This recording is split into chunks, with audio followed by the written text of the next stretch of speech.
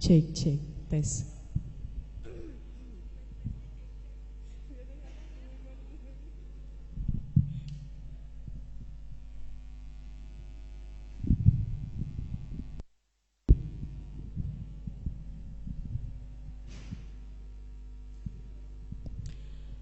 A'udzubillahi minasyaitonirrajim. Bismillahirrahmanirrahim.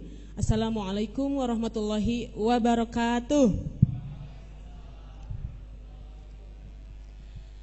Alhamdulillahirabbil alamin, huwallazi anzala sakinata fi qulubil mu'minin liyazdadu imanan ma'a imanihim. Asyhadu an la ilaha illallah wa asyhadu anna Muhammadan abduhu wa rasuluh la nabiyya ba'da. Rabbi shrah li sadri wa yassir li amri wahlul 'uqdatam min lisani yafqahu qawli. Allahumma hdi qaumi fa innahum la ya'lamun. Alhamdulillah teman-teman semuanya, Akang Teteh, apa kabarnya hari ini?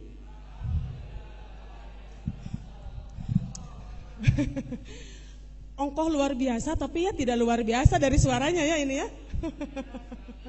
Harus semangat ya, meskipun di luar mendung hujan, tetapi kita yang di dalam sini, yuk sama-sama kita siapkan diri kita, diberikan semangat yang benar-benar paling semangat sore hari ini, karena insya Allah sore hari ini kita akan mendapatkan rezeki yang luar biasa. Dan tentunya teman-teman semuanya yang hadir di sini ataupun yang saat ini juga sedang nonton streaming di YouTube ya. Hari ini kita bukan hanya sedang menyaksikan atau menyimak sebuah kematerian, tetapi tentunya sore hari ini kita sedang menikmati banyak sekali rizki dari Allah Subhanahu wa taala. Rizki silaturahim ya. Duduknya boleh meskipun kita bersilaturahim, yuk berjarak dulu. Boleh silakan berjarak dulu ya Akang Teteh yang di sini. Tetap standar kesehatan kita jalankan ya, protokol kesehatan. Jangan terlalu dempet. Boleh silakan saya beri waktu dulu ya 30 detik untuk menggeser dulu tempat duduknya. Ikhtiar sehat, mangga silakan. Nah. Iya.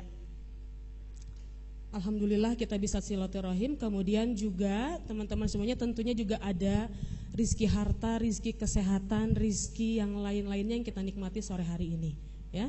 Dan untuk keberkahan kita pada sore hari ini, yuk sama-sama kita membacakan terlebih dahulu isti'azah dan basmalah. A'udzubillahiminasyaitonirrajim. Bismillahirrahmanirrahim. Saya ucapkan terima kasih untuk teman-teman semuanya. Perkenalkan nama saya ya, dan insya Allah nanti saya selama sore hari ini akan memandu pemateri dan tentunya juga menemani teman-teman semuanya pada acara yang luar biasa, singkat peristiwa Sumpah Pemuda, kiprah pemuda Islam dalam kemerdekaan bangsa. Dan sudah hadir juga pemateri di tengah-tengah kita, alhamdulillah. Namun sebelumnya izinkan terlebih dahulu saya membacakan susunan acara hari ini ya. Yang pertama, pembukaan sudah tadi ya, kemudian nanti akan dilanjutkan dengan pembacaan ayat suci Al-Quran. Lalu nanti ada dari pihak Rabani, tentunya juga saya ucapkan terima kasih kepada pihak Rabani yang sudah berkenan menyediakan tempatnya. Lalu nanti ada pengenalan pemateri, ada pemaparan pemateri, dan ada tanya jawab. Silakan disimak sebaik-baiknya dan siapkan pertanyaan terbaiknya. Dan nanti ada kesimpulan dari moderator dan ditutup terakhir dengan doa dan penutupan. Teman-teman semuanya, sebelum kita nanti masuk kepada kematerian, saya juga ingin mengucapkan terima kasih karena sudah ada banyak pihak yang sudah mendukung acara pada sore hari ini, yaitu ada dari penerbit Pusbangter, Springtime, Pemuda Bertahsin, Galaxy Charity, Muslim Muda Community, Ngabring, Grid Muslimah, dan tentunya juga Rabani. Teman-teman semuanya, untuk menambah keberkahan kita di sore hari ini, ada baiknya kita sama-sama akan menyimak lantunan ayat suci Al-Quran yang insya Allah akan disampaikan oleh Bapak Ustadz Ja'far Mursyid At-Taqi. Saya persilahkan. Bismillahirrahmanirrahim. Assalamualaikum warahmatullahi wabarakatuh.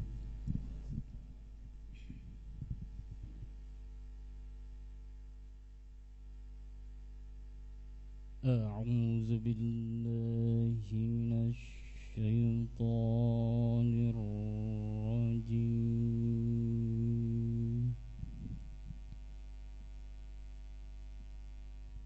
بسم الله الرحمن الرحيم.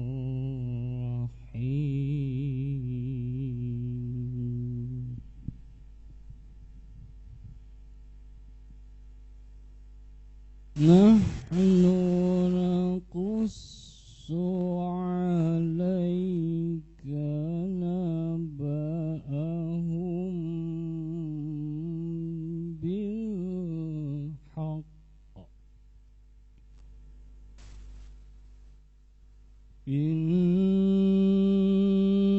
إنهم فتية آمنوا بربهم وزدناهم هدى.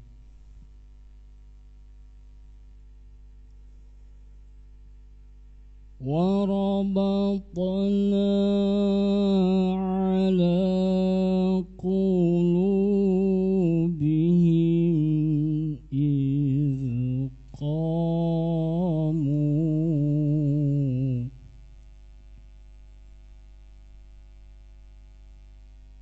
إذ قاموا فقالوا ربنا رب السماوات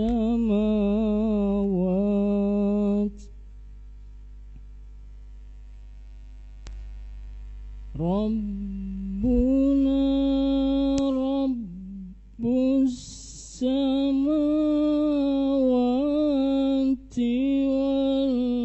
والأرض لن ندعو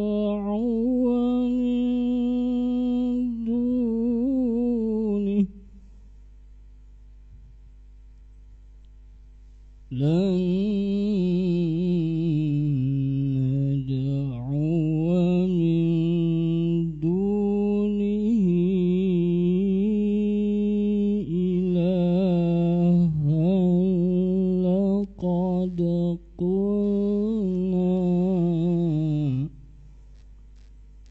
لقد قلنا إذا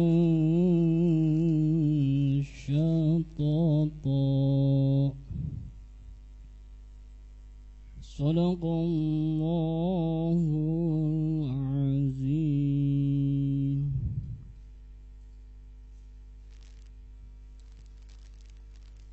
Aku berlindung kepada Allah dari godaan syaitan yang terkutuk dengan menyebut nama Allah yang Maha Pengasih lagi Maha Penyayang.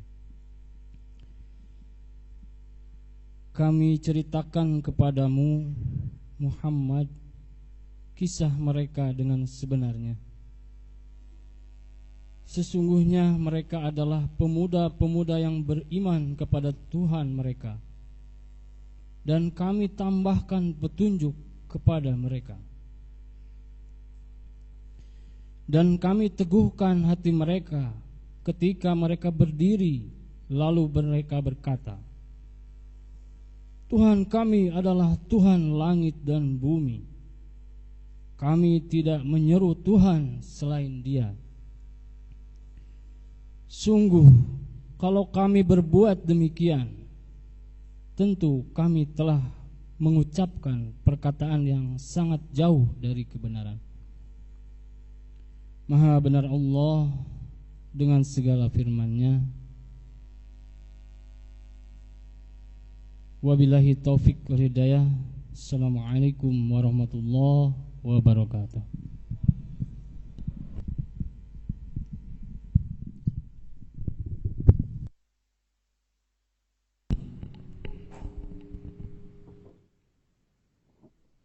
Masya Allah, Alhamdulillah, terima kasih Pak Ustadz Ja'far yang sudah membacakan ayat suci Al-Quran. Mudah-mudahan teman-teman semuanya kita mendapatkan berkah dengan mendengarkan ayat yang tadi dilantunkan. Amin. Oke, kita akan siap kepada kematerian ya. Saya sarankan teman-teman siapkan juga catatannya. Saya mau tanya dulu sebelum manggil pemateri, udah siap? Siapnya tuh harus siap beneran ya, siap? Nah, yang semangat insya Allah. Karena materi yang hari ini akan kita bahas yang betul-betul luar biasa. Membahas sejarah memang akan selalu seru karena kita akan flashback ke masa lalu di mana kita belum ada pada saat itu, dan hari ini kita akan menyimak pemaparan tentunya ini tentang sejarah. Nah, teman-teman, bagi orang-orang yang beriman, tadi disebutkan di ayatnya bahwa bagi orang-orang beriman sejarah adalah sebagai peneguh hati, sebagai peringatan dan sumber kebenaran. Juga bagi ulil albab, bagi orang-orang yang cerdas, ini bisa menjadi pengajaran atau ibroh ya. Dan mudah-mudahan sore hari ini kita bisa banyak sekali menangkap dan mendapatkan ibroh dari kematerian sore hari ini. Dan sebelum saya panggilkan pemateri kali ini, saya mau memperkenalkan dulu beliau ya. Beliau sudah hadir di tengah-tengah kita, alhamdulillah, jauh dari Cianjur. Lumayan ya. Dan beliau adalah sebagai Direktur ADWI, Akademi Dakwah Wira Usaha Indonesia. Saat ini juga kegiatan beliau sebagai penulis. Di depan sini sudah ada satu bukunya, terlihat ya. Nah, judul buku yang ada di depan ini judulnya 7 Kata, Sebuah Ijtihad Konstitusi Siasah Kebangsaan Zaltbestur 1916 sampai 1959. Dan ada karya yang lainnya yang juga tentunya luar biasa dengan judul Titik Nol, Kehendak Berpemerintahan Sendiri Zaltbestur. Bapak yang sudah hadir, beliau adalah Bapak Nunu Hamijaya. Beliau juga seorang kakek dari 4 cucu. Jadi meskipun udah jadi kakek-kakek masih semangat menyebarkan ilmu. Dan hari ini sudah hadir di tengah-tengah kita rezeki yang luar biasa, akan memaparkan yang tentunya sejarah tentang Sumpah Pemuda ya. Dan ini kemarin tanggal 28 Oktober ini kita sudah merayakan Hari Sumpah Pemuda. Dan hari ini kita akan bahas bagaimana sih kaitannya gitu ya. Kita akan menyingkap singkap peristiwa Sumpah Pemuda 1928, peran pemuda muslim dalam kemerdekaan bangsa. Teman-teman, ilmu itu seperti air, ia hanya akan mengalir dari tempat tinggi ke tempat yang rendah. Yuk sama-sama siapkan diri kita, siapkan hati kita, rendahkan hati kita, karena sesaat lagi kita akan menyimak. Saya udah gak sabar, tentunya juga teman-teman sudah gak sabar, kita sambut bersama Bapak Nunu. Saya persilakan.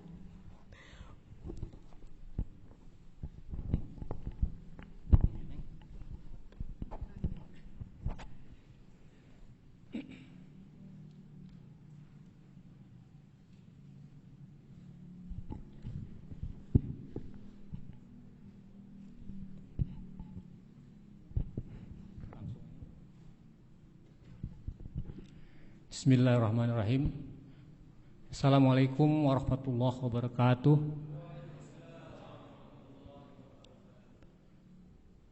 Innal hamdalillah nahmaduhu wa nasta'inuhu wa nastaghfiruh wa na'udzubillahi min shururi anfusina wa min sayyiati a'malina.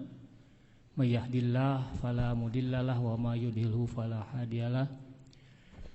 Asyhadu an la ilaha illallah wahdahu la syarikalah wa asyhadu anna Muhammadan abduhu wa rasuluh, amma ba'du. Yang saya hormati host Teh Fitri yang memberi kesempatan saya di depan, tentu kepada pimpinan Yayasan Abdi Bakti Izzati yang berkenan mengundang saya untuk berbicara, berdialog dengan para pemuda harapan Islam, pemilik sejarah masa depan Indonesia, Islam Indonesia. Sore hari ini alhamdulillah berkat irodah dan karunia Allah Subhanahu wa taala, saya mendapat kehormatan dan kesempatan berbagi informasi, sebagian lagi berbagi keinginan ya, dengan para pemuda dan pemudi, ikhwan dan akhwat. Saya ingat mungkin 30 tahun yang lalu gitu ya, seusia-usia peserta sebagian tentu. Iya.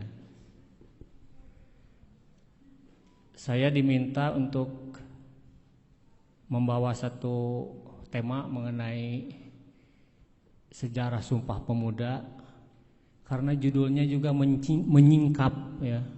Mungkin ini karena salah satu sponsornya Robani begitu ya. Jadi kan singkap-singkap itu kaitannya dengan busana itu ya.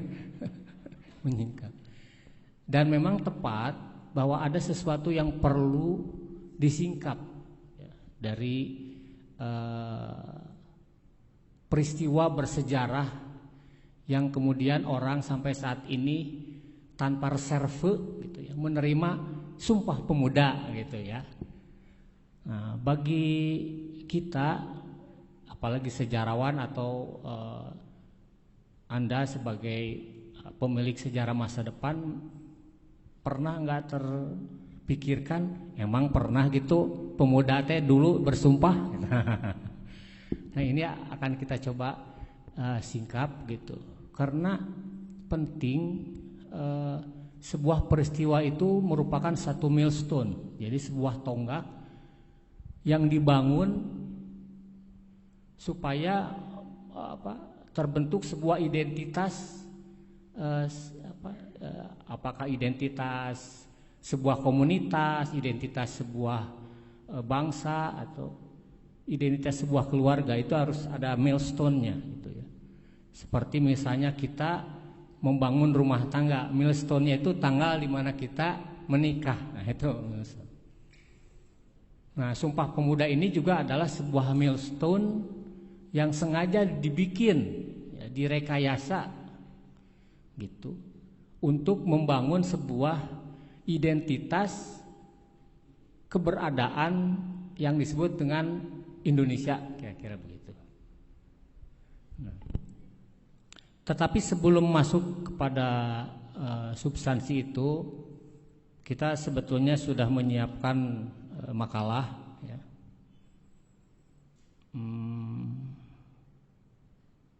Sebelum ada Indonesia, ya kan Indonesia masih muda usianya. Jadi dulu sebelum apa yang kita kenal sebagai Indonesia ini, kita mengenal beberapa nama gitu ya. Beberapa nama yang paling populer misalnya ada yang disebut dengan Nusantara. Nusantara ini adalah nama yang dipakai oleh Kerajaan Majapahit zamannya Gajah Mada, itu Nusantara. Jadi wilayah yang meliputi salah satunya sekarang Indonesia ini, itu dulu namanya Nusantara. Nah, kemudian kita juga mengenal ada istilah lain, Hindia Belanda. Dulu wilayah kita dengan adanya penduduk orang-orang tua kita berdiam di satu wilayah yang disebut dengan Hindia Belanda karena berada di dalam koloni atau kekuasaan Nederland. Kita juga mengenal wilayah kita ini disebut bahkan lebih jauh sebelum ada Nusantara, itu disebut Sunda Island. Ini orang Sunda semua ya. Nah, jadi memang aya Nusantara teh seluruh wilayah ini disebutnya Sunda Island. Gitu. Makanya kemarin rame-rame ada Sunda Empire. Itu memang memiliki dasar sejarah gitu ya. Dan waktu saya sekolah dulu memang secara di dalam ilmu geologi ada Sunda besar, ada Sunda kecil. Gitu. Hebat. Makanya orang Sunda hebat-hebat. Tapi bukan berarti mau sektarian, ini memang seperti itu ya. Bukan kehendak orang Sunda, itu kan memang disebut begitu, Sunda Island.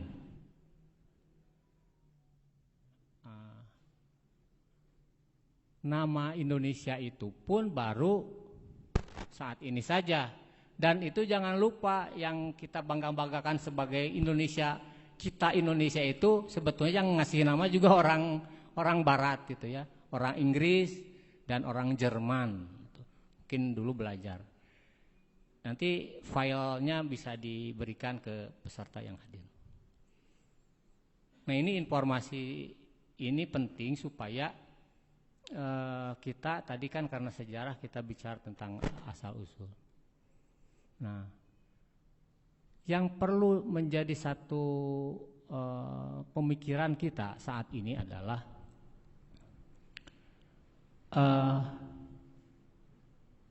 tadi di awal, benarkah kita maksudnya orang tua kita generasi yang lalu itu pernah melakukan sumpah yang kemudian disebut Sumpah Pemuda.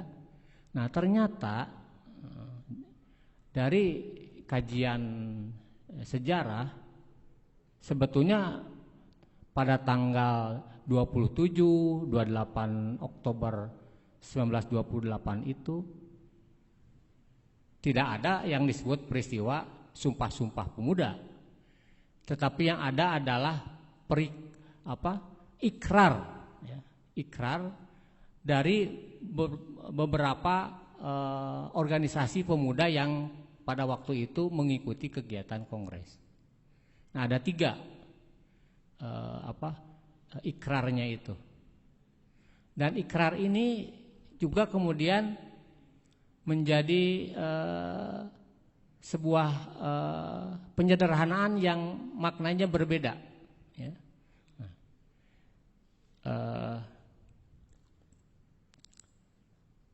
Tapi sebelum ke sana, kita juga harus mengetahui juga bahwa berbicara Indonesia itu di dalamnya adalah umat Islam. Ya, maka sebelum adanya Indonesia, yang namanya daerah kita ini atau penduduk yang terutama mereka yang pergi ke Mekah untuk belajar, kita ini disebutnya dari daerah Al-Biladul Jawi. Nah, Al-Biladul Jawi ini bukan Jawa ya, bukan Jawa yang sekarang Jawa, bukan. Ada orang Jawa di sini? Ada ya, tapi bukan Biladul Jawi ya. Itu yang dikenal di Arab itu ada satu komunitas orang-orang yang berasal dari Palembang, Minang, termasuk juga dari Sunda, dari Banten gitu ya. Mereka belajar di Arab di sana sambil menunaikan haji. Mereka tinggal di satu kawasan yang sering disebut sebagai komunitas Jawi, dan negerinya disebut Al-Biladul Jawi. Nah, ini 2 penyebutan dan sejarah ini akan kemudian menemukan perjalanannya yang berbeda nanti di dalam perjalanan sejarah bangsa kita. Yang kedua, pentingnya membahas Sumpah Pemuda karena melalui milestone tonggak Sumpah Pemuda itu kita dikenalkan dengan satu konsep ya, yang disebut dengan bangsa. Nah, konsep bangsa ini berbeda sekali dengan apa yang sering mungkin diidentikan di dalam Al-Quran, ada su'uban, qabaila gitu. Bukan itu. Karena su'uban, qabaila itu yang di dalam surat Al-Hujurat ya. Itu kaitannya dengan hubungannya dengan genealogis.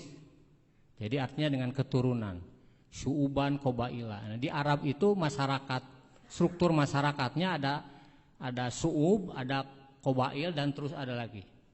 Nah, sementara bangsa ini yang di dalam ini ada sebuah konsep. konsep yang kemudian menjadi istilah di Barat awalnya itu menjadi yang kita kenal sebagai nation, atau kemudian menjadi isme atau asma, atau kemudian menjadi nasionalisme. Nah, ini pentingnya pengkajian generasi muda Islam terutama terhadap bangsa ini, karena bangsa ini bukan sekedar sebutan geografis, tetapi sudah menyangkut sebutan atau identitas tentang sebuah pemahaman, sebuah isme yang disebut dengan nasionalisme, gitu ya, bangsa ini. Nah, kenapa itu terjadi? Nanti kita akan lihat di dalam perjalanan sejarah di Indonesia ini. Nah, jadi betapa penting pembahasan bangsa ini, dan tonggak dari sejarah terbentuknya apa yang disebut dengan bangsa kemudian ditambah Indonesia itu adalah di dalam peristiwa Kongres Pemuda, ya. Saya tidak menyebut Sumpah Pemuda, ya, Kongres Pemuda. Kongres Pemuda kedua 27 sampai 28 Oktober 1928. Nah, melalui kongres itulah muncul konsep bangsa Indonesia. Nah, dan bangsa Indonesia ini, konsep bangsa Indonesia ini beda dengan bangsa Arab, gitu, bangsa Turki, beda, kategorinya beda, gitu ya. Nah, beda latar belakangnya. Ya. Makanya itu harus ada kajian khusus mengenai bangsa ini. Nah, oleh salah seorang pakar sejarah Amerika, Benedict Anderson, konsep bangsa ini sebuah konsep ikatan imajiner, gitu ya. Karena kalau disebut bangsa itu sebetulnya tidak ada hubungannya dengan kita itu menikah dengan si A, kemudian orang Jawa dengan orang Sunda disebut bangsa Indonesia, tidak.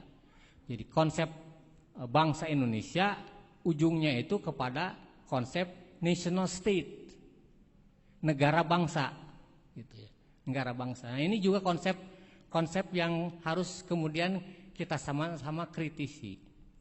Nah, perlu saudara ketahui juga bahwa apa sebetulnya yang melatar belakangi kenapa peristiwa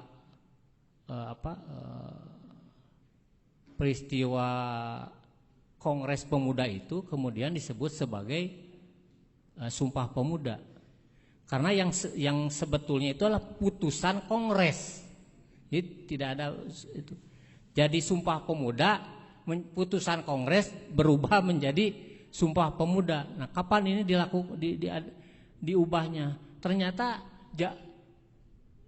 saya dapat catatan di sini bahwa itu terjadi ketika ada Kongres Bahasa Indonesia kedua di Medan.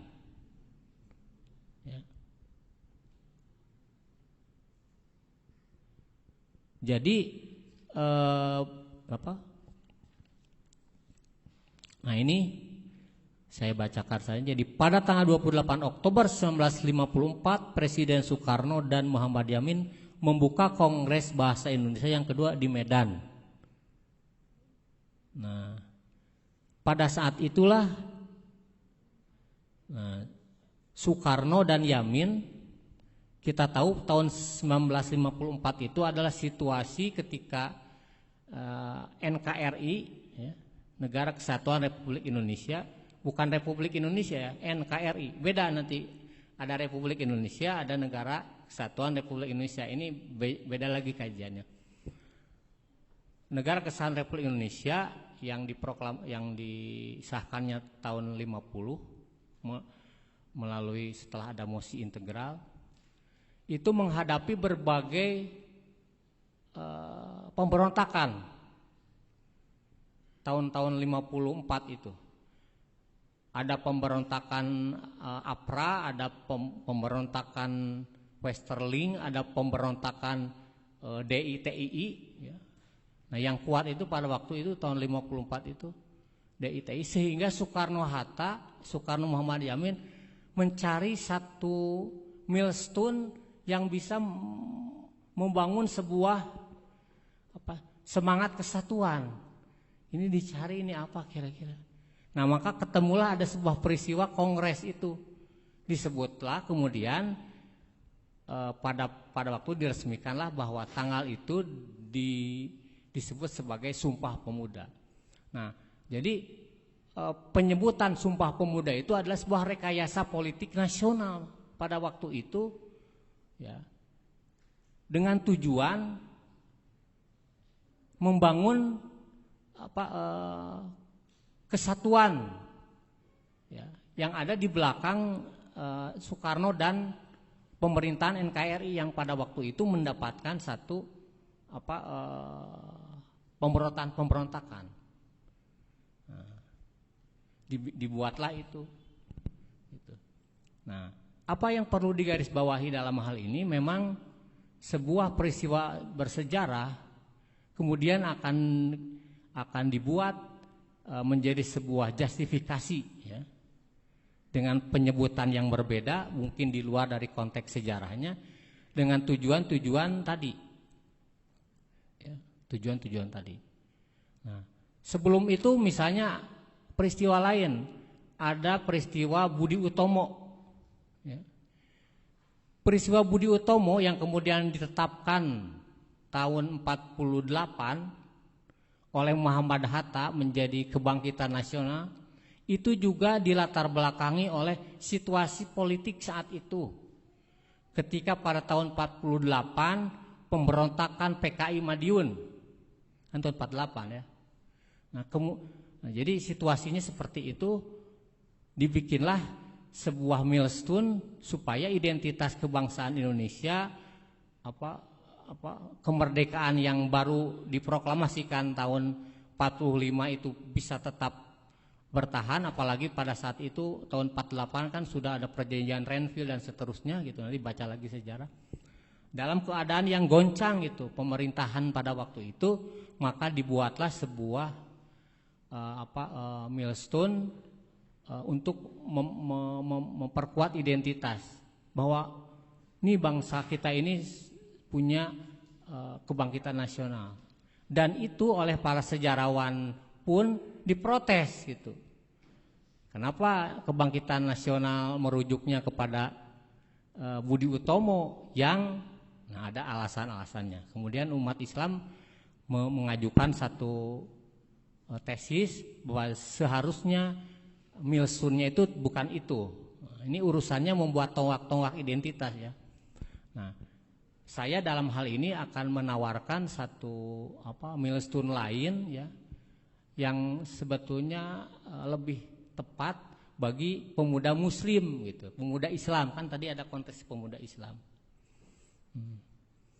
Bukan berarti bahwa Sumpah Pemuda itu juga didirikan bukan oleh Islam, tetapi pada umumnya yang mempelopori pergerakan kebangsaan itu adalah mereka yang terdidik secara barat di Belanda, ya. Nah, itu tahun-tahun 1908, 1925 di Belanda itu banyak orang pribumi, ya. Di antaranya ada Ki Hajar Dewantoro, kemudian Muhammad Hatta, itu beberapa orang yang membangun satu identitas baru yang disebut dengan Indonesia, seperti itu. Nah, bangsa. Nah, sementara ini bagi kita yang memiliki keyakinan akidah Islam, konsep bangsa ini tidak cukup merepresentasikan, dan memang Islam memberikan satu konsep lain mengenai bangsa itu, yaitu dengan konsep umat, ya. Ada umat Islam. Kalau umat Islam itu ikatannya adalah ikatan akidah. Nah, sementara bangsa ini, kalau kita membaca perjalanan kebangsaan Indonesia, itu adalah kebangsaan yang dimaksud adalah berbasis kepada kebatinan, kepada Jawaisme. Ya. Maka pelopor-pelopor dari kebangsaan itu mereka yang berasal tadinya dari Budi Utomo, seperti Cipto Mangunkusumo, terus Sutomo, ya, termasuk juga di dalamnya adalah Soekarno yang kemudian mengolah konsep bangsa Indonesia ini dibumbui, ditambahi dengan konsep Marxisme dan humanisme, sehingga muncullah yang disebut dengan Marhaen. Marhaen itu kan singkatan Marxisme, M-nya itu H-nya itu humanisme, A-nya agama, gitu ya. Kemudian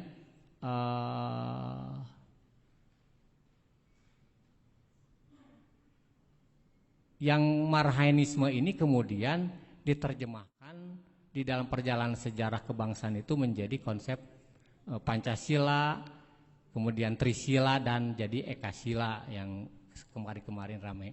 Jadi itu jalurnya seperti itu. Nah, memang konsep kebangsaan yang dimunculkan di dalam di dalam Kongres pada waktu itu memang ada 3 ya. 1 bertanah air, 1 ya Indonesia. Ya. Nah, konsep tanah air Indonesia pun pada waktu itu belum jelas meliputi mana, ya. Meliputi mana. Ya. Kemudian, nah, 1 berbangsa 1. Bangsa Indonesia. Nah, yang disebut dengan bangsa Indonesia itu tadi sudah disampaikan bukan menyangkut konsep genealogi seperti ada bangsa Arab, ya, yang tadi Qoba'il, Su'uban, tetapi menyangkut sebuah pemikiran, sebuah isme, ya, yang nanti ujungnya kepada konsep national state itu. Ya, national state itu. Nah, yang ketiga, nah ini juga ada sebuah kesalahan di dalam putusan rapat pada tanggal 28 Oktober itu disebutkan menjunjung bahasa persatuan, bahasa Indonesia. Jadi bukan berbahasa satu, bahasa Indonesia beda maknanya. Kalau menjunjung bahasa persatuan, hak hidup dari bahasa-bahasa daerah terpelihara. Kalau berbahasa satu-satunya bahasa Indonesia, bahasa daerah silahkan mau mati mau hidup enggak. Itu salah satunya. Nah, yang kedua, bahasa Indonesia itu sebetulnya secara linguistik tidak ada. Yang disebut bahasa Indonesia itu secara linguistik itu tidak ada. Nah, yang ada adalah bahasa Melayu. Bahasa Melayu. Dan memang bahasa Melayu ini dulu disebutnya bahasa Jawi. Nah, bahasa Jawi bukan bahasa Jawa. Tadi kembali al baladul Jawi, ya. Nah, jadi bahasa Melayu yang dulu disebutnya bahasa Jawi memang merupakan bahasa yang sudah merupakan lingua franca, digunakan oleh komunitas bukan hanya wilayah Sumatera, Kalimantan itu atau Jawa sendiri, tetapi juga meliputi Malaysia yang sekarang gitu, Brunei, kemudian ada beberapa di Filipina gitu ya. Nah, itu bahasa di sana. Dan erat kaitannya dengan Islam. Makanya bahasa Jawi itu bahasa Melayu, tetapi tulisannya tulisan Arab.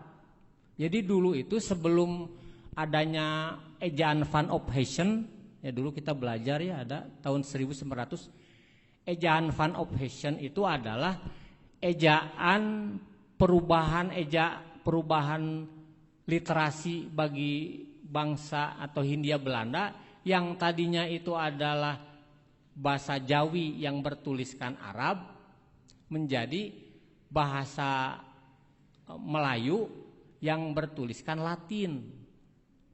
Nah, ini adalah sebuah upaya untuk menjauhkan pribumi itu dari literasi Islam.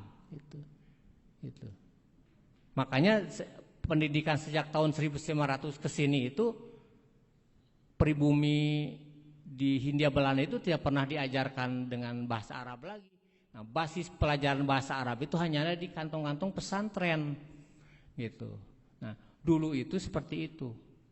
Dulu itu yang disebut dengan surat menyurat antar kesultanan yang ada di Nusantara ini, Kesultanan Aceh, Goa, segala macam lah, itu menggunakan bahasa Jawi, Melayu yang ditulis tulisan Arab. Nah, gitu. Nah, itu menunjukkan bahwa memang pengaruh dari Islam besar. Nah, setelah ada Hindia Belanda, diubahlah ejaan kita ini menjadi ejaan Van Opheusden yang menggunakan tulisan Latin. Dan di dalam peristiwa kongres itu yang dimaksud dengan bahasa Indonesia itu yang tulisan Latin itu, bukan Islam atau yang bahasa Jawi yang selama ini digunakan berabad-abad oleh para sultan ketika berkomunikasi sesama sultan, termasuk kesultanan di Jogja gitu. Ketika berkomunikasi itu terutama dengan sultan yang lain tidak pakai tulisan Jawa gitu, tapi tulisan Arab. Nanti bisa dilihat bagaimana misalnya Pangeran Diponegoro menulis ininya pakai bahasa tulisan Arab Jawi. Jadi kembali lagi kepada tema kita hari ini, pentingnya memahami Sumpah Pemuda, katakanlah ikrar putusan Kongres itu satu adalah itu merupakan bentuk rekayasa politik nasional pada waktu itu dengan latar belakang tadi. Nah, persoalannya apakah ini sesuai dengan apa yang menjadi tonggak perjalanan perjuangan umat Islam di Nusantara ini atau tidak? Nah, melalui buku Titik Nol ini salah satu untuk menjawab itu, bahwa kita sebagai pribumi Muslim sebetulnya punya milestone yang tersendiri. Jadi punya tonggak-tonggak bersejarah yang terpisah gitu, yang terpisah. Misalnya ini saya katakan bahwa kehendak berpemerintahan sendiri untuk merdeka itu munculnya itu dari kalangan pribumi Muslim. Kapan itu terjadinya? Terjadinya tahun 1916. Tepatnya tanggal 18 Juni 1916. Di mana itu? Di alun-alun Bandung. Yang sekarang jadi tempat itu, pada waktu itu pidato Cokro Aminoto menyampaikan Zebestur itu kehendak berpemerintahan sendiri. Nah, mengapa ini merupakan sebuah milestone yang ingin dibangun oleh katakanlah kalau saya boleh menyebutkan sebagai pelaku sejarawan publik untuk membangun tonggak-tonggak sejarah Indonesia yang sendiri gitu. Kebangkitan nasional pribumi Muslim bukan Budi Utomo, tetapi berdirinya Sarekat Dagang Islam tanggal 16 Oktober 1905. Nah, jadi beda kan, milestone-nya beda. Nah, kalau milestone-nya beda atau titik nolnya beda, maka akan terjadi juga seperti gitu. Nah, jadi kesadaran apa yang perlu dihadirkan ketika memahami sebuah peristiwa sejarah yang orang menyebutnya itu adalah Sumpah Pemuda. Pertama adalah kritis. Benar tidak secara fakta sejarah itu sebut itu ada. Nah, tadi sudah dijawab bahwa sebetulnya pemuda waktu itu belum pernah melakukan sumpah pemuda. Itu adalah sebuah ikrar. Nah, ikrar itu nanti akan kita nilai apakah sesuai tidak dengan Islam. Ya, karena kan kita basisnya kan Islam, tadi kan pemuda Islam. Jadi, nah, kalau tidak sesuai, ya jangan ikut-ikutan, bikin lagi milestone baru gitu. Cari lagi di dalam sejarah perjuangan umat Islam di Nusantara ini yang bisa dijadikan peringatan. Kan kita ada peringatan Hijriah, kan itu sifatnya internasional ya. Kemudian peringatan yang lain lah. Tapi ada yang bersifat lokal, yang tadi itu milestone kebangkitan pribumi Muslim diperingati dengan berdirinya Sarekat Dagang Islam 16 Oktober 1905. Ini Profesor Ahmad Mansur mengatakan seperti itu. Alasannya juga dikemukakan. Nah, di situ ada upaya untuk melakukan perlawanan terhadap hegemoni sistem ekonomi kapitalis Hindia Belanda bersamaan dengan Cina yang dilawan oleh sistem ekonomi yang berbasis Islam melalui batik. Karena sistem batik ini kan juga kain ya, Robani, itu pada waktu itu mampu mengguncangkan dunia tekstil internasional gitu. Cuman belum ada berita waktu itu di Paris kira-kira batik dipakai enggak tahun-tahun itu.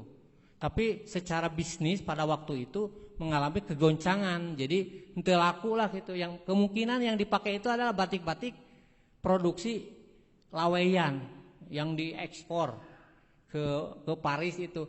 Hanya kan begitu, orang barat nggak mau dong menyampaikan bahwa ini dari kita gitu. Kan harga diri mereka juga malu ya gitu. Tapi kenyataannya seperti itu gitu. Jadi pernah satu masa antara tahun 19 sampai 1920 itu seperti itu. Nah, melawan hegemoni sistem ekonomi kapitalis Hindia Belanda bersama Cina, dilawanlah dengan berdirinya Sarekat Dagang Islam. Nah, itu milestone pertama, tonggak pertama itu kebangkitan. Nah, ini menunjukkan apa? Menunjukkan ada pemahaman sejarah yang benar gitu. Tidak asal orang ngayakeun peringatan kebangkitan nasional. Apa ininya titi mangsanya kebangkitan nasional itu Budi Utomo. Kenapa harus Budi Utomo? Nah, gitu. Jadi kemudian ada lagi peringatan Hari Pendidikan Nasional. Itu berdasarkan apa? Kalau pendidikan nasional tanggal berapa diperingati oleh kita? 2 Mei itu merujuk kepada siapa? Kelahiran Ki Hajar Dewantara. Kira-kira yang berkontribusi mana dari sudut pendidikan dengan Kiai Haji Ahmad Dahlan? Ya, sekolahnya masih ada sampai sekarang ribuan sampai perguruan tinggi segala macam. Budi Utomo mah sudah tidak ada sekolah oge taman siswa, paling oge aya tah di Bandung hijinya. Kenapa pemerintah milihnya jadi Ki Hajar Dewantara sebagai pendidikan nasional? Nah, tapi kan itu hak mereka. Kita menggugat juga dan berkuasa batur gitu ya. Nah, tapi oke lah soal kekuasaan mah, tetapi secara konseptual dan praktek ini adakan dong Hari Pendidikan Nasional Islam Indonesia. Boleh menggunakan lahirnya Kiai Haji Ahmad Dahlan, boleh. Boleh juga titi mangsa lahirnya Muhammadiyah, boleh. Itu tinggal kesepakatan saja dan argumentasi gitu. Jadi bagi pemuda Islam teh ulah turut muning gitu. Jadi bikin milestone baru gitu. Yang bersifat keindonesiaan gitu. Karena Indonesia ini kan belum selesai, proyek yang belum selesai. Jadi kalau harga mati final belum selesai, wong masih didiskusikan itu. Yang sudah selesai mah kan Al-Qur'an. Al-Qur'an saja masih terus ditafsirkan ya. Itu apalagi nih. Nah, jadi saya hanya mengajak kepada saudara-saudara untuk ke depan berpikir ulang dan membangunlah satu milestone baru. Nah, para orang tua kita mulai sejarawan sudah mencobanya.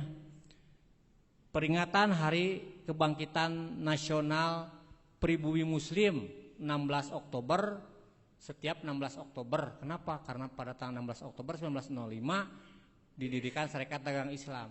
Pernah itu dirayakan oleh umat Islam Indonesia? Kan pernah. Kenapa merayakan kebangkitan nasional yang Budi Utomo yang jelas-jelas Jawaisme, bukan Jawanya ya, punten, bukan, tetapi nilai kebatinan Jawanya itu yang itu. Terus belum lagi Budi Utomo itu hanya khusus untuk para bupati ya, pangareh praja gitu, bukan rakyat gitu ya. Nah, kalau Serikat Dagang Islam itu yang membawa Islam ya para pedagang dan masyarakat pribumi muslim. Terus tadi proklamasi pertama kehendak berpemerintahan sendiri bagi pribumi muslim itu belum ada, yaitu ini yang Zeb Bestor ini tanggal berapa? Tanggal 18 Juni 1916 di mana di alun-alun Bandung dan yang sekarang disebut sebagai Gedung Merdeka. Nah, kalau sudah baca ini, pemuda ini akan beda melihat alun-alun ini. Oh, dulu itu di sini di alun-alun ini berdiri Pak Coko pidato Zeb Bestor kehendak berpemerintahan sendiri. Oh, dulu umat Islam Indonesia, umat Islam jangan ya Indonesia, umat Islam. Gedung Merdeka sekarang sudah tidak ada lagi artefak yang menggambarkan bahwa di situ sebetulnya pernah ada rapat yang dilakukan oleh pemimpin kita umat Islam pada waktu itu. Dan tidak pernah ada cerita bahwa tahun 1916 itu pernah ada rapat raksasa di alun-alun yang sekarang yang dihadiri oleh 60 perwakilan dari Kalimantan, dari Sulawesi, dari Sumatera, dari Maluku itu berkumpul di sana membawa bendera Islam. Jadi nasional bagi pribumi muslim pada waktu itu adalah Islam. Nah, sedangkan kebangsaan yang dimaksud di sini sudah bukan lagi Islam. Nah, ini yang memang yang harus sedikit-sedikit disingkapkan. Oh, pantesan kalau begitu kita akan terus-terusan terjebak dengan milestone yang dibikin dan direkayasa oleh pihak yang lain ya. Nah, sudah saatnya kita sekarang gitu membangun milestone baru. Katakanlah waktu kemarin ada peristiwa 212 ya, di mana itu berkumpul berapa 7 juta. Nah, kemudian didaulatlah itu sebagai hari apa tuh? Persaudaraan Islam ya. Nah, itu harus dibikin sehingga setiap tahun setiap ini dibuat acaranya, dibuat sebuah program dan seterusnya. Pendidikan juga demikian. Ciptakanlah begitu tonggak-tonggak itu sehingga kita ini benar-benar menjadi pelaku sejarah di sini, tidak diberi alas gitu. Jadi mungkin tahun depan nanti kita tidak lagi memperingati dalam rangka Sumpah Pemuda, kalaupun mau dalam rangka memperingati ikrar. Nah, diubah ikrar gitu. Nah, Sumpah Pemuda itu menyalahi, kecuali memang kita mau mengikuti apa yang direkayasa secara politik oleh pemerintah pada waktu itu dan dilanjutkan sekarang, itu mah urusan lain. Tapi kita kan diberi pilihan itu ya, diberi pilihan itu. Nah, terus saya lupa kalau hari lahirnya Kiai Haji Ahmad Dahlan tanggal berapa. Coba bagi komunitas guru-guru muslim di sini itu cetuskan gitu. Orang bikin kekecilan lah di Bandung. Biasanya Bandung itu kan tempat semua inspirasi dan yang bersifat kolosal nasional itu selalu di Bandung ya. Ini luar biasanya Bandung. Dibikinlah itu satu momentum gitu untuk itu. Nah, karena sejarah tentang Kongres Pemuda sudah berlalu dan tidak bisa kita ulang lagi. Yang mungkin yang bisa kita lakukan itu mungkin tidak kita melakukan sebuah kongres pemuda Islam yang bisa mewadahi seluruh elemen pemuda Islam untuk memiliki satu ikrar baru gitu, membangun kedaulatan Islam di negeri ini misalnya. Itu tinggal pemuda-pemuda. Saya sekarang bukan pemuda ini. Kalau pemuda mau undang-undang sampai berapa, Neng? 45 tahun ya. 40 tahun itu baru pemuda. Nah, saya serahkanlah ke pemuda. Itu kepada yang banyak hadir di sini. Nah, jadi pesan terakhir dari komunikasi sekarang ini nanti ada tanya jawab. Pertama, kembali kepada saudara-saudara sebagai pemuda muslim, kan judulnya pemuda Islam. Mau mengikuti milestone yang sudah ada atau mau membangun milestone baru yang punya nilai-nilai Islam. Nah, itu saja. Itu. Dan milestone itu atau tonggak-tonggak itu bisa berbagai tema gitu ya. Misalnya Hari Jilbab Nasional gitu ya. Jadi dibikin itu. Mungkin ini komunitas pengusaha-pengusaha robani mana lagi berkumpul, kita tetapkan ini Hari Jilbab Nasional. Ya. Gitu. Ini kan jadi kekuatan yang luar biasa gitu. Kalau hari batik sudah ada ya. Setiap Oktober ya. Tapi hari jilbab nasional belum ada. Artinya apa? Artinya jilbab saudara-saudara yang katanya mayoritas ini belum diakomodasi sebagai pakaian nasional. Dan tidak pernah diangkat. Dan saya yakin sepanjang penguasanya bukan yang memahami Islam tidak akan mungkin. Tapi kalau menunggu begitu tidak akan bisa. Ciptakan saja. Wong yang pakai jilbab juga orang-orang muslim. Ngariunglah gitu. Kan banyak ini pengusaha-pengusaha jilbab ini. Yuk kita rumuskan ada Hari Jilbab Nasional. Momentumnya mana yang dipakai? Tanyalah ahli sejarah gitu. Oh, misalnya peristiwa ini perintis jilbab itu misalnya si A bisa, atau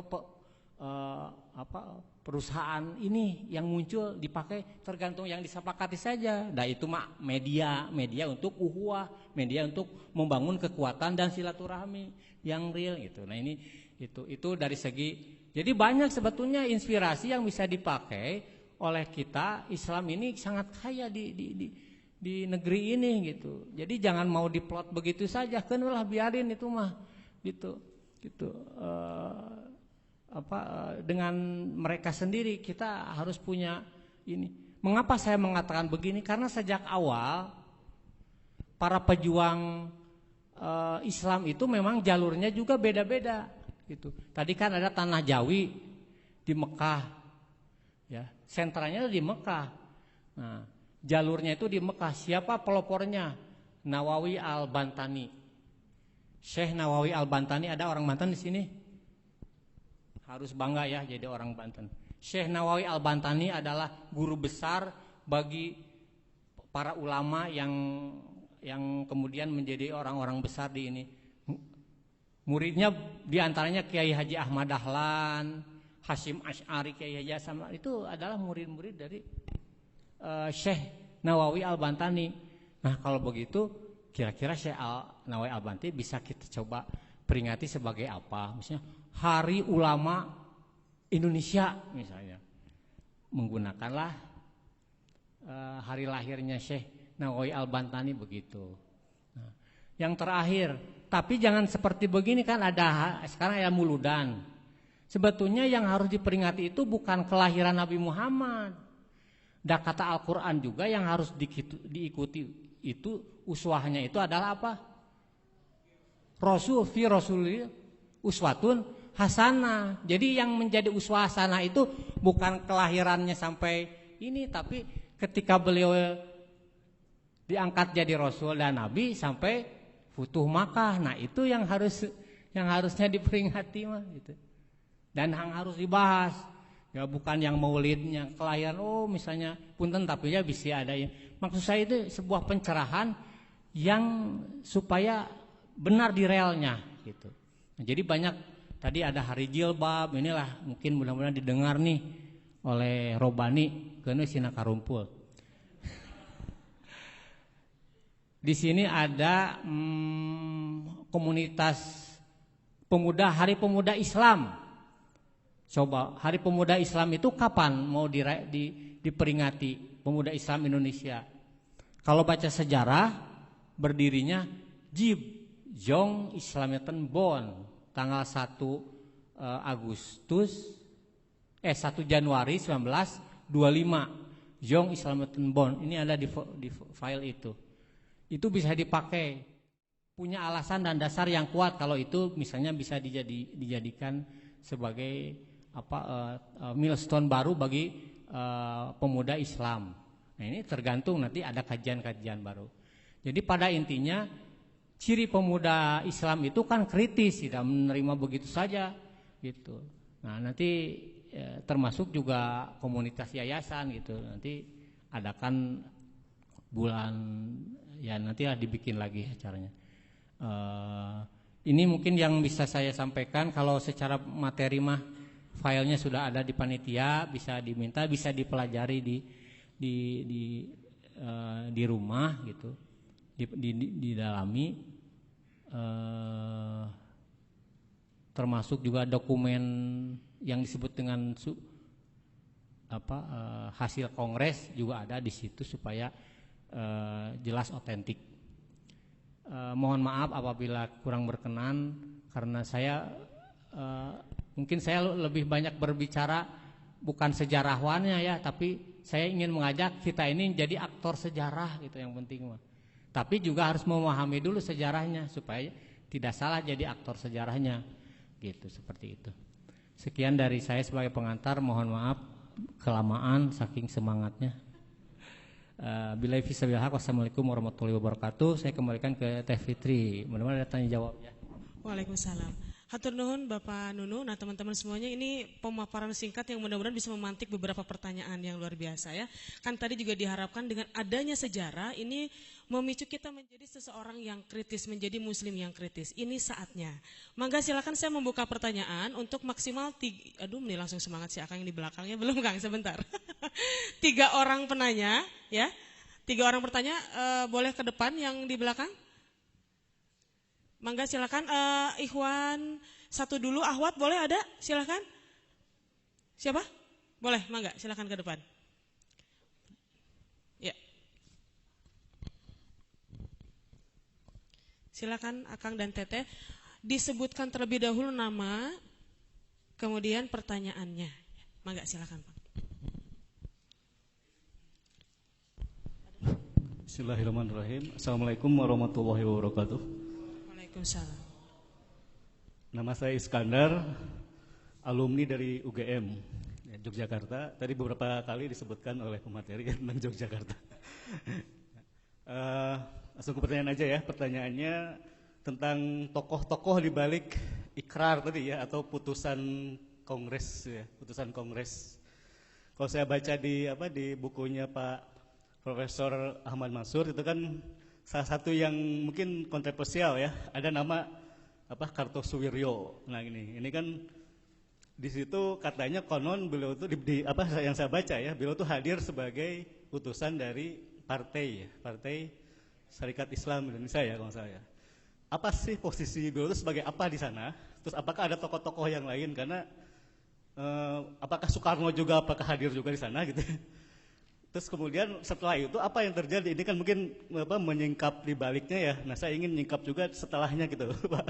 Jadi setelahnya ini kenapa sih kok yang tadinya kalaupun benar hadir gitu ya Pak siapa tadi DITI itu Pak Kartosuwiryo itu kalau dia benar dia hadir gitu ya, kenapa kemudian dia malah jadi pemberontak gitu ya. Ini sebenarnya kan seolah kontroversial ya antara apa yang diusung dengan kebangsaannya, bahkan kalau katanya bahasa ya kalau nggak salah yang jadi. Nah itu tolong apa sih sebenarnya dibalik itu gitu, dibalik ini apakah benar tokoh ini tuh sekontroversial itu atau mungkin ada data-data yang lain yang bisa Bapak sampaikan gitu. Itu kurang lebih pertanyaannya. Hatur nuhun Pak Iskandar ya. Bapak mau langsung dijawab atau dikumpulkan dulu? Kumpulkan dulu aja ya semuanya. Hatur nuhun. Baik, pertanyaan kedua, mangga silakan Teteh ke depan disebutkan namanya lalu pertanyaannya.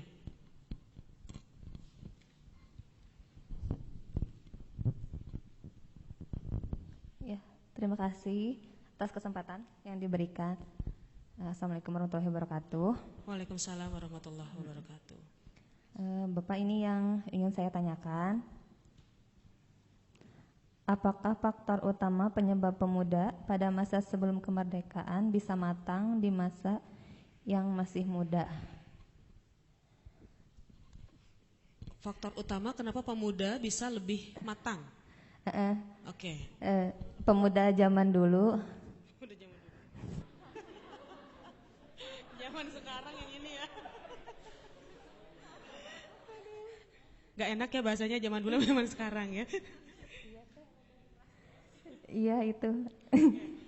Ya kan kalau kita melihat ya pada saat zaman dulu Usamah bin Zaid itu 18 tahun itu ya sudah menjadi pemimpin pasukan perang. Terus satu lagi Muhammad Al-Fatih pada 22 tahun itu sudah menaklukkan Konstantinopel gitu, seperti itu. Baik. Ya, terima kasih. Assalamualaikum warahmatullahi wabarakatuh. Sama-sama, waalaikumsalam. Satu orang penanya lagi maksimal 3. Aduh, ada semangat. Teteh panitia boleh ditunjuk saja yang mana? Boleh, silakan Akang. Mangga Teteh.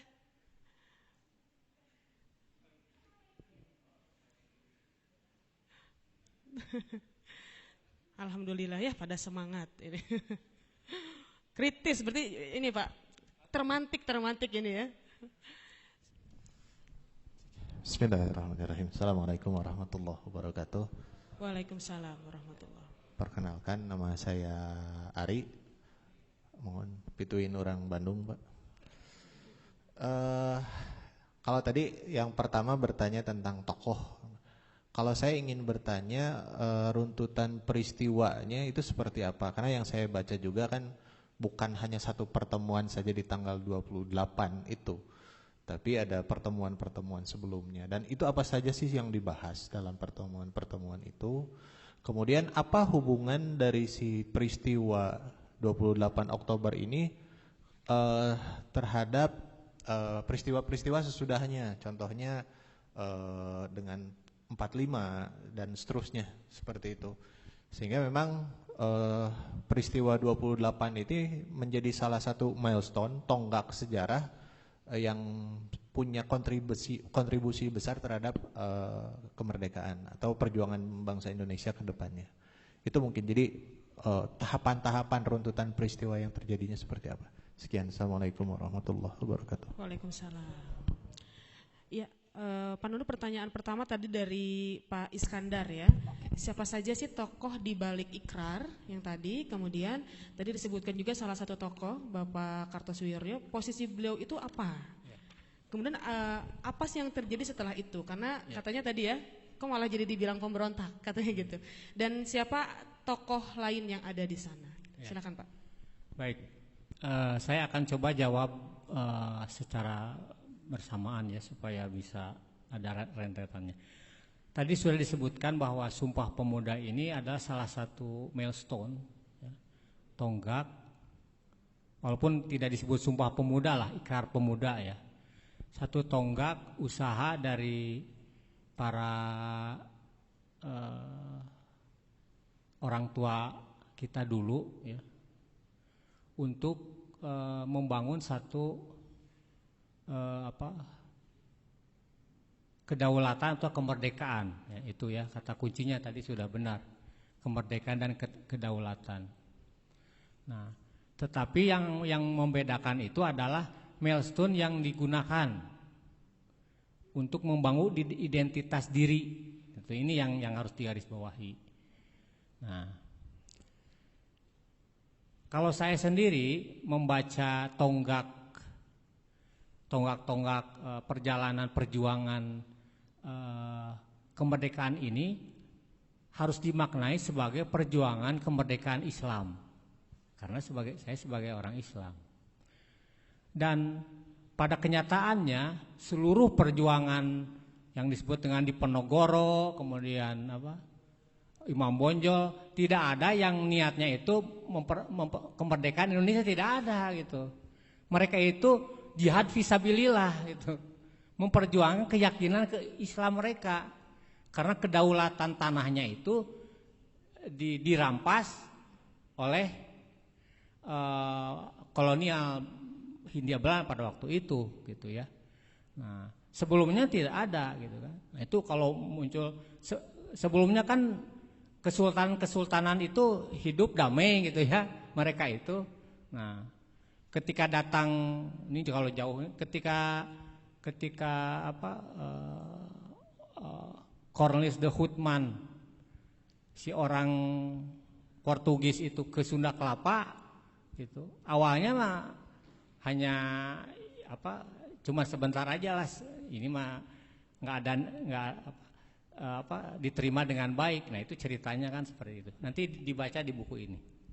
Nah, jadi kalau membaca Milestone Sumpah Pemuda ini, ke belakangnya ini nanti akan beda gitu bacaannya, karena kita sudah ada sekarang, kita bisa membacanya dengan beda milestone-nya.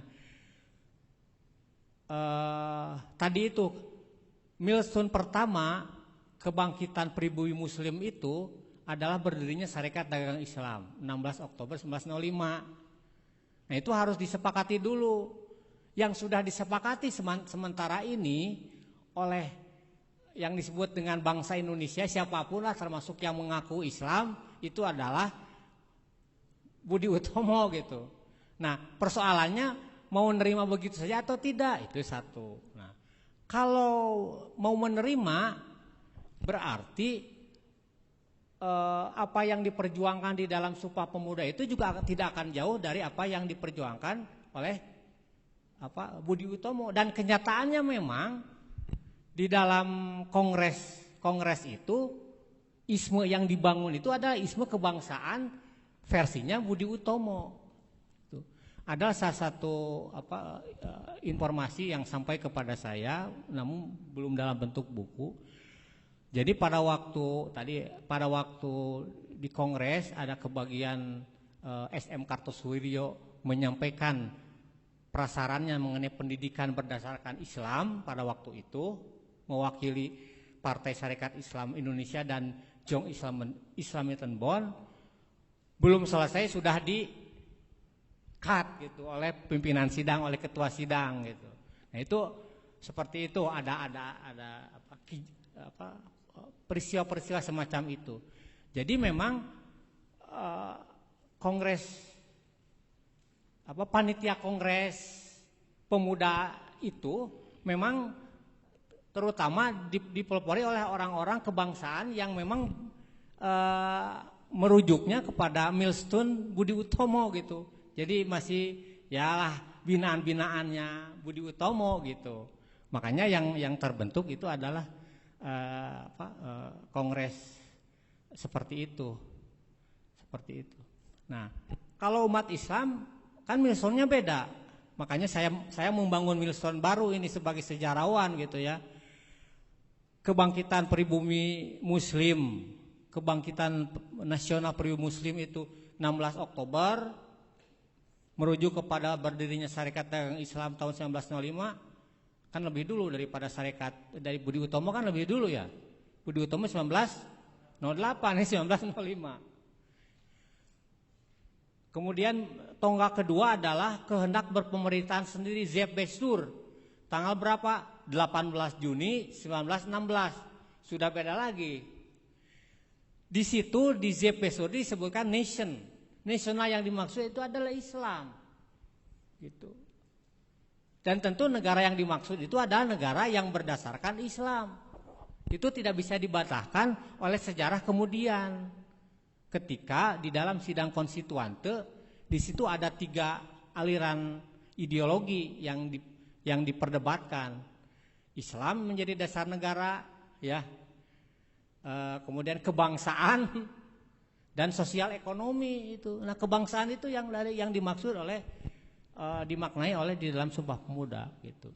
Jadi sekarang itu tinggal dari mana ininya milestone yang akan dibuatnya. Jadi kalau memaknai Sumpah Pemuda itu jelas itu milestone-nya ke Budi Utomo. Makanya saya tanya, kira-kira pejuang Islam pada waktu itu sudah pernah enggak melakukan hal yang seperti itu? Nah, ini tugas sejarawan Islam untuk membuat mengkaji menyingkapnya. Saya yakin ada, tapi belum sampai ke situ. Saya baru kepada Zeb Bestur, kehendak berpemerintahan sendiri ini oleh Sentra Syarikat Islam. Dan ini juga tidak diterima oleh sejarawan kebangsaan ini, Zeb Bestur ini. Buktinya tidak pernah ada perayaannya. Yang dijadikan perayaannya paling adalah Indonesia menggugat Soekarno di pengadilan tahun 31. Mungkin itu. Nah, ini jalurnya sudah beda. Nah, tadi pertanyaan Pak Iskandar rentetan ke apa ya? Jadi sebelum Kongres 1928, nama Indonesia itu kemudian sudah dipakai menjadi Partai Nasional Indonesia. Kemudian menjadi Partai Syarikat Islam Indonesia, itu karena ada 2 partai itu pada waktu itu yang mewakili itu Islam, yaitu partainya Pak Cokro, Partai Syarikat Islam Indonesia, dan Partai Nasional Indonesia yaitu PNI Soekarno. Jadi kalau berbicara kebangsaan yang ngarujuknya ke Soekarno, ke PNI eta gitu. PNI eta ngarujuknya ke mana? Bisa ke PDIP. Ya ini realitas sejarah itu. Nah itu tadinya ngarujukna kan gitu. Nah, kemudian pertanyaan yang mengenai tokoh, betul di dalam makalah ini disebutkan ada banyak ini. Nama-namanya juga sudah saya sebutkan di sini, termasuk di dalamnya SM Kartosuwiryo. Selain SM Kartosuwiryo juga disebutkan di sini ada AR Baswedan, kakeknya Pak Anies Baswedan. Nah, Pak Anies Baswedan. Yang dibawa itu ini dari golongan timur asing. Ya. Nah, ada dari golongan timur asing yang Muslim, namanya Johan Muhammad Chai. Itu dari Jib, Jong Islamatan Bon. Golongan timur. Peserta dari pribumi itu ada 71. Dari golongan timur ada 1, 2, 3, 4, 5, 6. Saya sebut namanya karena ada Quen Tiam Hong, Wei Kai Xiang, John Lau Chuan Hock, Chiu Jien Kui, AR Baswedan dari Persatuan Arab Indonesia, dan Johan Muhammad Chai dari Jong Islamatan Bon. Nah, jadi kongres ini sebetulnya merupakan puncak dari kesadaran identitas meng-Indonesia. Berkumpullah jadi itu. Jadi sebelum kongres itu ada PNI sudah ada tahun 27 kan, sudah ada itu. PSII sudah ada, Indonesia sudah dipakai gitu kan. Nah, ada lagi komunitas komunitas kedaerahan, Pasundan, Paguyuban Pasundan, kemudian ada Paguyuban Jawa gitu ya. Taman Siswa, kemudian Jong Islamatan Bon gitu. Itu masuk ke kongres kongres ini untuk menyepakati 3 hal tadi. 1, urang teh disebut bangsa Indonesia lah gitu. Tapi konsep bangsa itu tadi teh disebutkan memiliki konsep khusus gitu ya. Khusus ini yang kemudian ditafsirkan beda-beda gitu. Yang disebutkan nasionalis bagi umat Islam itu Islam, nasional itu bangsa itu, makanya kita menyebutnya tidak ada 2 istilah yang digunakan oleh kita ini di Indonesia ini, aya umat Islam atau umat Islam Indonesia gitu ya. Nah, itu menunjukkan komunitas ikatan akidah kalau menyebut umat. Nah, Kalau menyebut bangsa Indonesia itu juga ikatan, tapi ikatannya ini yang tidak jelas, ini apa sebetulnya yang mengingat. Jadi, makanya disebut oleh Benedict Anderson ikatan yang imajiner. Naon sih orang teh jadi Indonesia, kita Indonesia teh paling oke karena KTP orang disebut PNI atau cicing di Indonesia gitu makanya gitu. Tidak ada ikatan naon, nah asobiah teh tadi ujungnya itu. Nah, terus apa tadi itu? Yang kedua itu bertanah air satu, ya sebutlah tanah air tumpah Indonesia itu tidak ada masalah. Yang terakhir bahasa persatuan, menjunjung bahasa persatuan, bahasa Indonesia. Nah, bahasa Indonesia yang dimaksud itu adalah bahasa Jawi Melayu itu mestinya. Yang tulisannya itu tulisan bahasanya Melayu, tapi tulisannya Arab.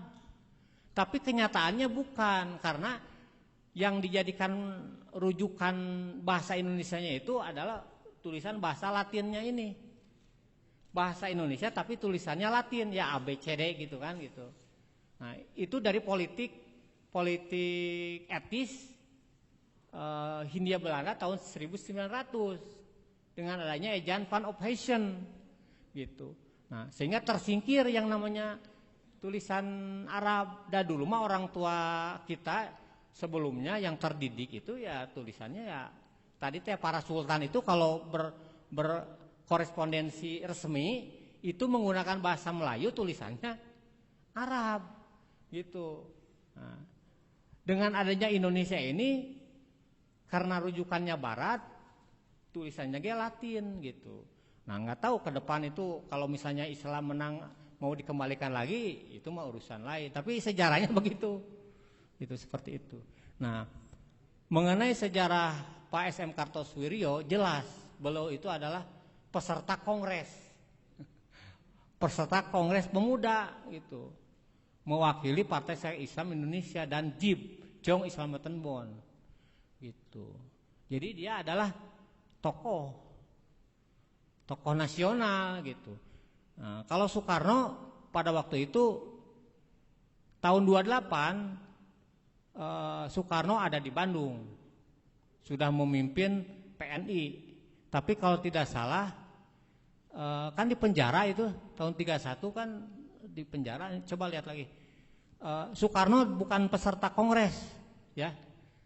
Soekarno bukan peserta Kongres Pemuda karena pada waktu itu ini juga harus dibuka ini. Kenapa kemananya Soekarno ya tokoh yang katanya hebat tapi nggak ada di Kongres, nggak ada. Kumaha deui ya tuh ditinggali oke tuh aya Soekarno mah di dia. Aya oke malah Raden Soeharto malah, tapi bukan Soeharto ini ada Raden Soeharto, Abdul Muthalib Sangaji, AM Sangaji itu orang Maluku Muslim. 5 menit lagi. Nah, mudah-mudahan tidak menjawab sempurna supaya nanti ada komunikasi lanjutan ya. Jadi untuk membaca secara keseluruhan memang harus dibaca dulu dari titik nolnya dulu. Maka bacalah ini titik nol dulu, Pak. Jadi kita lagi membuat 3 seri buku sejarah versi ya setidaknya versi saya gitu. Jadi titik nolnya dari Zeb Bestur, kehendak berpemerintahan sendiri, bahwa keinginan proklamasi kemerdekaan bagi bangsa yang kemudian jadi Indonesia itu sudah didahului oleh umat Islam gitu. Dan orang-orang Kristen di Nusantara ieu mah arembungeun merdeka. Orang-orang Maluku Kristen di situ mending dijajah ku Hindia Belanda. Itu enggak mau mereka itu. Nah, jadi nu hayang merdeka mah umat Islam tiba heula oge. Gitu. Jadi saudara kalau tidak punya keinginan merdeka harus ditanyakan tuh. Dan ada jargon yang kemudian menjadi mematikan kita ini. Sekarang kita tinggal mengisi kemerdekaan. Padahal Soekarno mengatakan proklamasi itu adalah gerbang kakarya supaya gerbang merdeka macan. Ya, gerbang kemerdekaan kan dina preambul dulu mah ke sekolah hafal itu pembukaan lupa lagi malah sekarang. Tapi disebut gerbang kemerdekaan. Nah, gerbang kemerdekaan, merdeka mana tuh acan gitu. Boro-boro ngisi kemerdekaan. Sekarang ini bapak-bapak para pemuda, tanah kita ini hanya 1% yang dimiliki oleh pribumi kita. 99% oleh asing. Coba rek kumaha merdekana. So, kita tinggal mengisi kemerdekaan. Isi kunaon merdeka nage acan baru memproklamasikan. Ingat, memproklamasikan ngabejaan eta mah. Cuman memberitahu proklamasi. Bari proklamasinya juga nanti ada kajian proklamasi lagi ya. Karena umat Islam Indonesia ini memiliki 2 teks proklamasi. Pertama proklamasi 17 Agustus dan proklamasi 7 Agustus 49. Silakan nanti kita kaji di sejarah. Itu adalah hazanah kekayaan umat Islam. Harus dikaji itu mana yang kira-kira mendekati dari apa yang menjadi cita-cita. Nah, kalau disebut pemberontak ya wajarlah dianggapnya bikin negara dalam negara. Padahal kalau dibaca lagi sejarah, nah ini nanti itu sesi lain sebenarnya gitu ya. Atau diobrolkan di dia mah. Kan sudah membaca, kita cerita tentang Sumpah Pemuda dulu nih. Jadi pokoknya mah anu ikut acara ini sudah jangan ngobrol lagi Sumpah Pemuda dan pernah Sumpah Pemuda tuh kata hiji. Kedua, supaya kita menyejarah, bikin sumpah yang sebenarnya. Ikrar baru lagi, itu mah ikrar dulu orang tua kita. Sekarang ikrar saudara apa untuk kemerdekaan Islam? Bikin ikrar lagi. Bentuknya apa? Tadi teh tuh hari jilbab nasional ayakeun gitu, ngarumpul kan gitu, seperti gitu. Batik aya hari pendidikan Islam peringati gitu. Komunitas kecil aja yang hadir di sini mungkin lihat aja itu nanti hari lahirnya Ahmad Dahlan supaya yang ke Muhammadiyahnya oke. Muhammadiyahnya saja tidak berani. Ya, saya juga heran dah.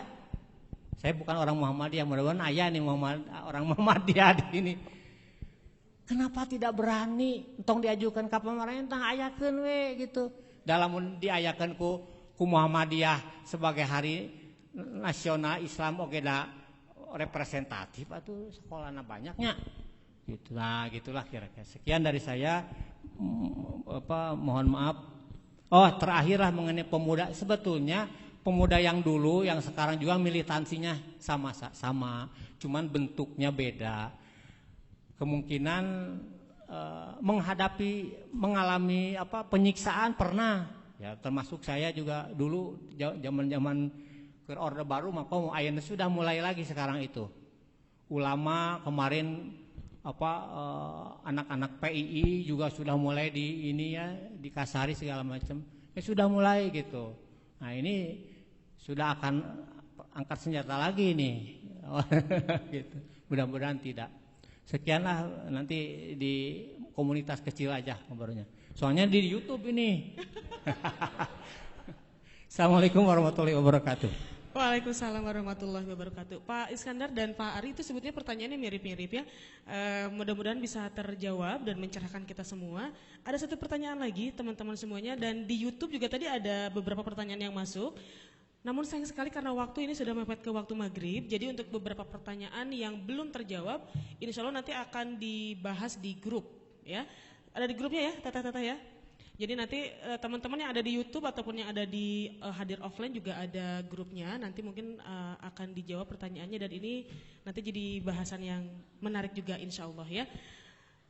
Pak Nunu hatur nuhun pisan ya, dan mudah-mudahan teman-teman semuanya dari pembahasan kita kali ini semoga kita juga bisa menentukan nih titik nolnya kita mau seperti apa, mau kemana ya, ciptakan milestone-nya sendiri gitu ya Pak ya.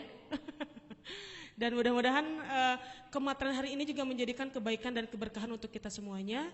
Semoga ada pertemuan setelah ini Bapak, kita bahas lagi buku-bukunya ini luar biasa. Teman-teman juga yang belum mendapatkan bukunya boleh ada titik nol dan 7 kata. Nanti bisa ke panitia ya. Oke. Ya. Dan teman-teman semuanya yang hadir di sini juga yang menyimak melalui online di streaming YouTube.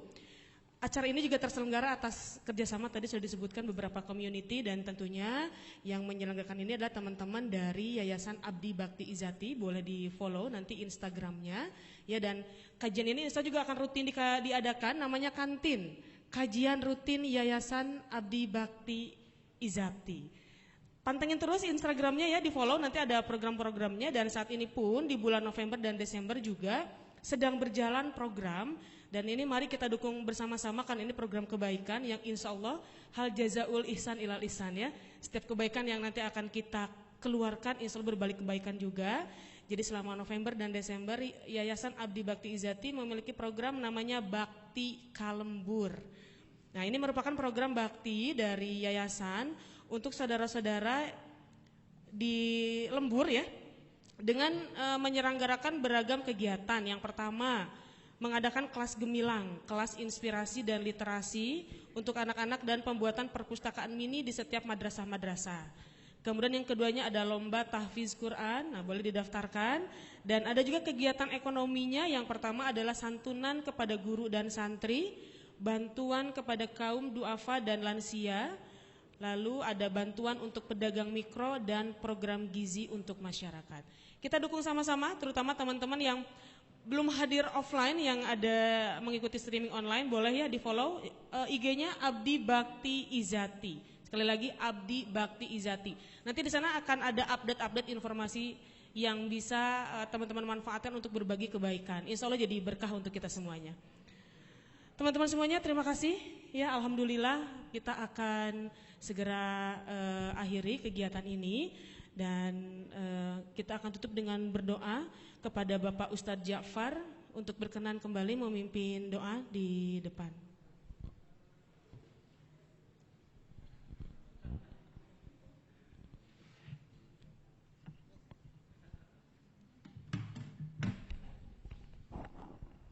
Baik, di akhir acara ini mari kita sama menundukkan diri di hadapan Allah Subhanahu wa taala. Kita akan membacakan doa ya, sebagaimana janji Allah, ud'uni astajib lakum. Innallaha wa malaikatahu yusholluna 'alan nabi ya ayyuhalladzina amanu shallu 'alaihi wa sallimu taslima. Allahumma shalli 'ala sayyidina Muhammad wa 'ala alihi wa sahbihi ajmain. Amin ya Allah ya rabbal alamin. Allahumma bika asbahna wa bika amsayna wa bika nahya wa bika namutu wa ilaikan nusyur. Ya Allah, denganmu kami berada di waktu pagi, karenamu kami berada di waktu sore, karenamu pula kami hidup, dan karenamu kami mati, dan hanya kepada Engkau-lah kami kembali. Allahumma inni a'udzubika minal ajzi wal kasali wal jubni wal harami wal bukhli, wa na'udzubika min azabil qabri wa min fitnatil mahya wa mamat. Ya Allah, kami berlindung kepadamu dari kelemahan, dari rasa malas, dari rasa takut, dari kejelekan di hari tua, dari sifat kikir, dan kami berlindung kepadamu dari siksa kubur dan dari bencana kehidupan dan kematian. Ya Allah, ya Rabb kami, berilah kebaikan pada kehidupan kami di dunia dan di akhirat, serta peliharalah kami dari siksa neraka. Rabbana atina fid dunya hasanah wa fil akhirati hasanah wa qina azabannar. Subhana rabbika rabbil izzati amma yasifun, wassalamun alal mursalin, walhamdulillahi rabbil alamin. Amin ya Allah ya rabbal alamin. Baik, terima kasih Pak Ustadz Ja'far, dan berkenan untuk memberikan kenang-kenangan Untuk Bapak ada oleh-oleh Pak untuk kecilnya.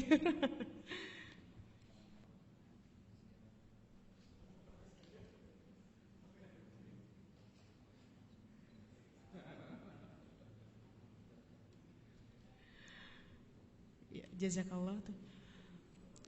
Alhamdulillah teman-teman semuanya, seluruh rangkaian acara pada hari ini sudah selesai kita laksanakan. Mudah-mudahan kita bisa mendapatkan ibroh ya, dan ini membuat kita semakin semangat untuk menciptakan tadi tonggak-tonggak sejarahnya, karena sesungguhnya kita adalah pemilik sejarah masa depan. Saya tutup acara ini dengan mengucapkan alhamdulillahirabbil alamin, dan kita tutup dengan membaca kifaratul majlis secara bersama-sama.